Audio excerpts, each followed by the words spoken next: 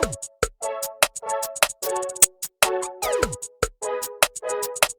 everybody, welcome back to Drug Talk. As always, I'm your host, Garrett Campbell. In today's video, I want to share some news and share some thoughts about that news with you in regards to bipolar, and I guess I'll say it, and the fact that my wife and I are having a child on June 28th. So obviously this is a very exciting time for us. It's something that we talked about for years and years, and we're finally at that point where we think we're ready to have a child. One of the main things we were waiting for was at least 2 years of stability with myself in terms of bipolar, in terms of not being hospitalized. So we're just about at that 2-year mark, and it should line up with the time frame of when the baby's born. We're not sure if we're having a boy or a girl yet, but we do find out tomorrow. So that's also very exciting news. And I'll be sure to let you guys know in one of my other videos when I do find out. Now, the reason I'm making this video, obviously I want to let you guys know, but also I want to talk about some concerns that people with bipolar or different mental illness may have in terms of when they go into fatherhood or motherhood. So for me, having bipolar disorder, one of my main concerns is the fact that I know that there is a genetic component to bipolar disorder. So my wife and I discussed this, that we have to be extra careful with our child, especially when they go into their teen years and then into that kind of danger zone of 20 to 25, where bipolar disorder can sometimes emerge. Early onset bipolar is really anytime between age 20 and age 40, but it seems to be that around age 25, things start to go down that path towards mania if they are going to. So obviously most parents do this, but we'll have to be very kind of on the ball in terms of making sure that they understand that they have to stay away from cannabis, as that they would be at a higher risk of developing bipolar disorder if they do use cannabis at a younger age, or again in that 20 to 25 year old time frame. And I guess this would kind of go for all drugs, so we'll have to make sure we really drill that into them from a young age, how important it is, not just from a normal standpoint, but because they do have that genetic predisposition for bipolar disorder, so we'll just have to make that very clear to them.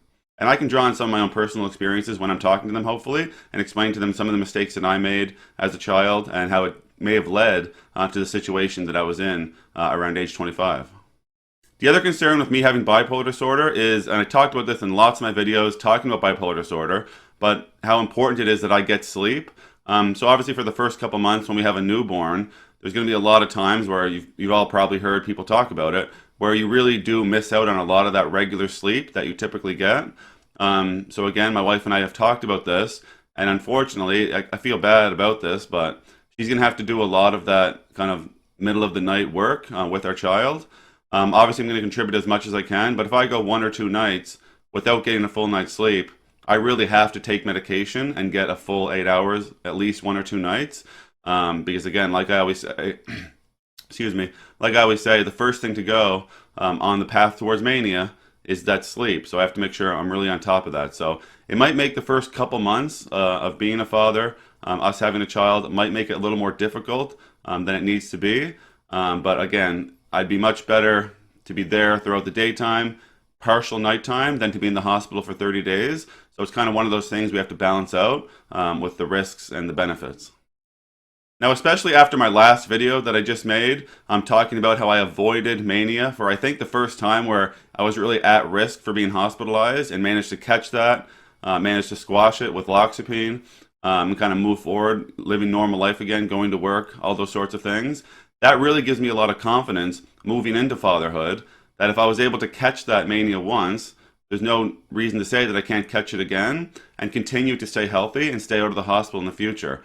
I think I've talked about this several times, but over the course of 5 Manic episodes, I've really noticed the cues that kind of happen within myself. Some of my family can notice them as well, but the early signs and symptoms that I may be moving towards mania, and especially now that I'm not smoking cannabis, I can really pick up on those cues and act on them.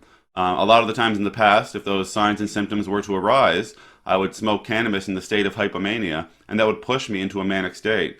So now that I'm not smoking cannabis, I've had lots of experience with mania, I can really pick up on these cues, and I think I'll be good going forward, which again, the most important thing for me is to be at home with our family and not in the hospital. So I think we're looking good.